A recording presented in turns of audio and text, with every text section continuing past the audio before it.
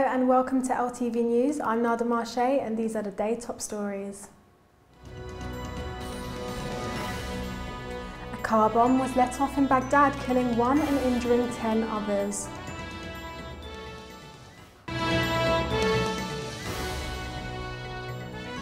Thousands gathered to enjoy total eclipse in Australia.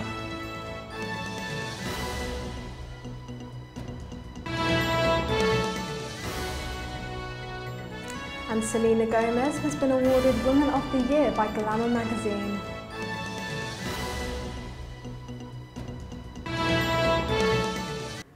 Let's start with some news from the Middle East.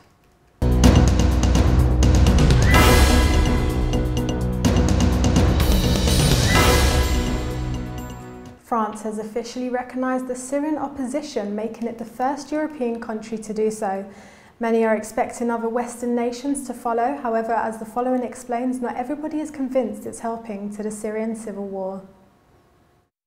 France is the first of the European countries to fully recognise the Syrian opposition coalition as the sole legitimate representative of the Syrian people. Meanwhile, the US calls it a legitimate representative but is yet to fully recognise it. On Sunday in Doha, Syrian opposition groups finally agreed to create a new leadership body united against President Bashar al-Assad. The coalition emerged after days of talks sponsored by foreign governments pushing for the regime change in the embattled nation. The US has also recognized the National Coalition of Forces of the Syrian Revolution and opposition as a legitimate representative of the Syrian people, but stopped short of describing it as the sole representative. Washington stressed that the group must first demonstrate its ability to represent Syrians inside the country. The Arab League, however, has fallen short of giving full recognition. Both Iraq and Algeria have expressed reservations. The Arab League countries that have recognized the new coalition include Saudi Arabia, the UAE, Qatar, Kuwait, Oman and Bahrain, countries which have been called a US-led puppet group by some political commentators. Meanwhile, a British newspaper reports that Prime Minister David Cameron wants to end the 2011 EU arms embargo against all sides of the Syrian conflict in order to help the opposition oust the Syrian regime. On the ground in Syria, violence continued as government forces pressed on with firing at rebel targets. It's believed that so far around 36,000 people have been killed in the conflict, a number which is expected to rise. EU Policy Chief Catherine Ashton met with Egyptian President in Cairo this week, a day after attending an EU Arab Foreign Ministers meeting at the Arab League headquarters. Egyptian Foreign Minister Kamal Amir was also present at the meeting. The meeting came a day after Arab and European foreign ministers met at an Arab League headquarters in Cairo and discussed how to help Opposition Assembly, which received tentative Arab League endorsement earlier. 6 Gulf Arab states have recognised the new body as legitimate representative and Syrian people, and it has won statements full of support but not full recognition from the United States, European states and the Arab League. A series of bombings in Iraq have killed more than 10 people today, as many in the country prepare to celebrate the Islamic New Year. The latest violence has been a reminder to many as how dangerous the country still is, even though US combat troops left Iraq last year. A car bomb exploded early this morning in the center of the Iraqi capital city, Baghdad, killing 1 civilian and wounding at least 10 others. Police said the blast targeted a convoy of Major General Qasim Nouri, head of the police force at Baghdad, while it was driving through Baghdad's Karada district. He, however, escaped the attack, whilst policemen were amongst those who were wounded. Insurgents in Iraq have carried out at least 1 major attack a month since US troops withdrew from the country in December last year. Now Iraqi officials worry Islamists may be gaining a moral and financial boost from the Syrian conflict. A suicide bomber rammed his explosive-filled car into soldiers outside an army base near Baghdad on November the 6th, killing 31 people and wounding dozens more in one of the worst attacks this year on the country's military, illustrating how Iraq still remains a violent and dangerous place. Jordanians took the streets of the country's capital yesterday in protest against rising fuel prices. Fuel prices were increased by up to 53%, and now many are calling for the resignation of country's Prime Minister. Hundreds of Jordanians rallied in Amman yesterday to protest against a government decision to raise fuel prices. Protesters held banners demanding that Prime Minister Abdul Nasser leave office after his announcement of the price increase. Fuel prices were increased by up to 53%. Prime Minister Nasser said in an interview with state TV that the huge budget deficit which Jordan faces, which is around $5 billion US, in addition to the financial strain brought upon the country as a result of the so-called Arab Spring, has placed the economy of the country in a very precarious position. Egypt supplies the country with over 80% of its gas requirements. However, after continuous attacks on the Egyptian pipelines in 2011, Jordan is struggling to find alternative gas supplies to satisfy its needs for power production. Moving on now with the news from around the world.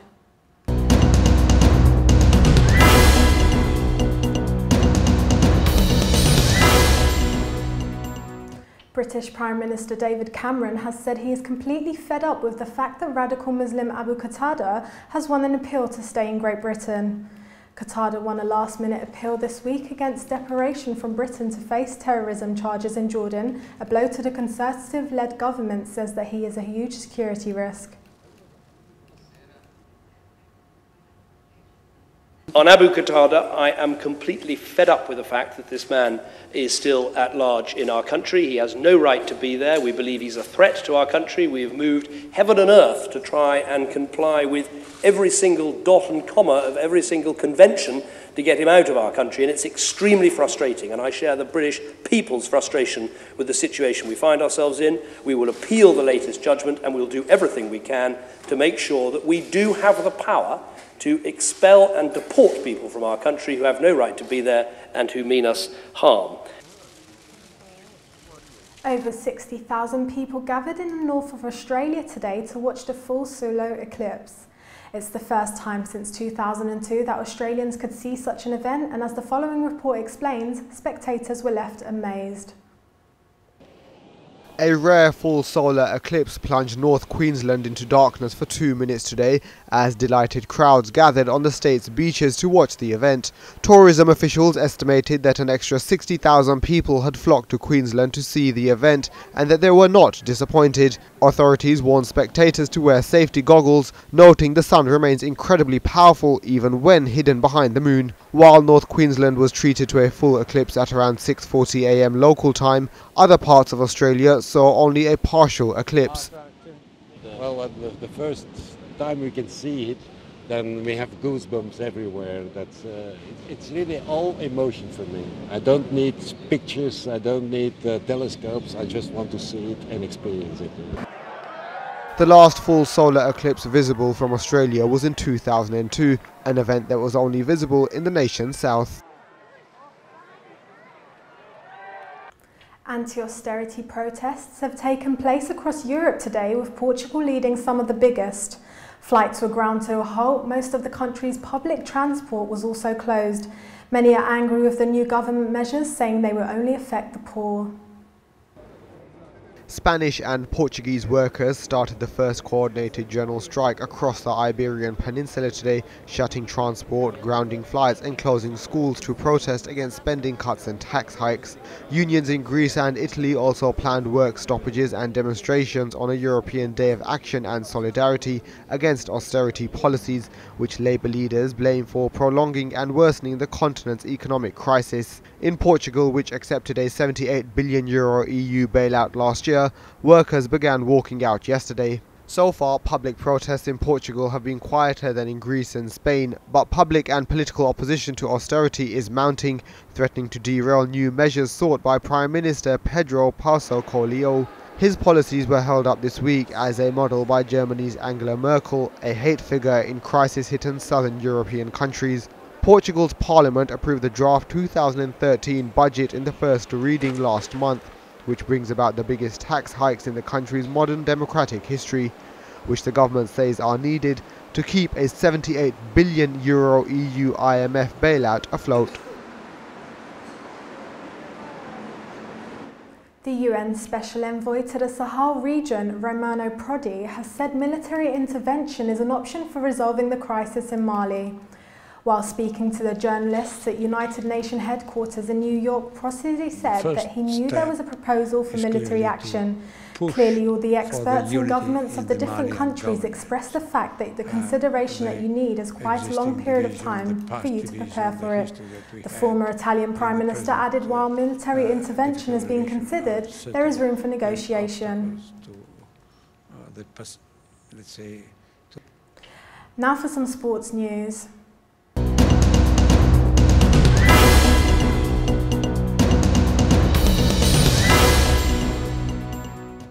Neymar and Falcao, two of the world's most prolific and sought-after strikers, came face-to-face when Brazil met Colombia in the most enticing of around 50 friendly internationals being played this week.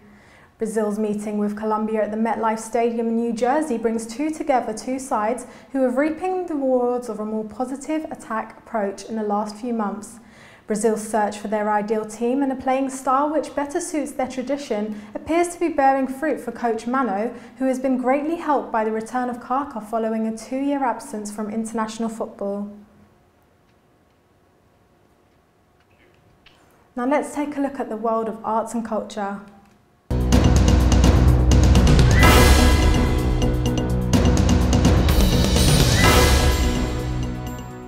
US magazine Glamour celebrated their Woman of the Year this week in New York. Fresh off her breakup from Justin Bieber, Selena Gomez stepped out to accept the Independent Spirit Award. The 20-year-old singer, actress and fashion trendsetter is the youngest person to be named a US ambassador for UNICEF. She took the award after explaining how her fans inspire and motivate her. Each year, Glamour recognises women who are inspiring and who are willing to change the world. That's all we have time for today, but before we go, let's take a look at today's top stories. A car bomb was let off in Baghdad, killing 1 and injuring 10 others.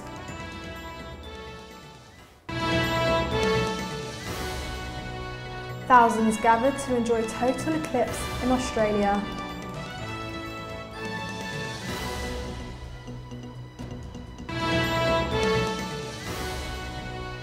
And Selena Gomez has been awarded Woman of the Year by Glamour magazine.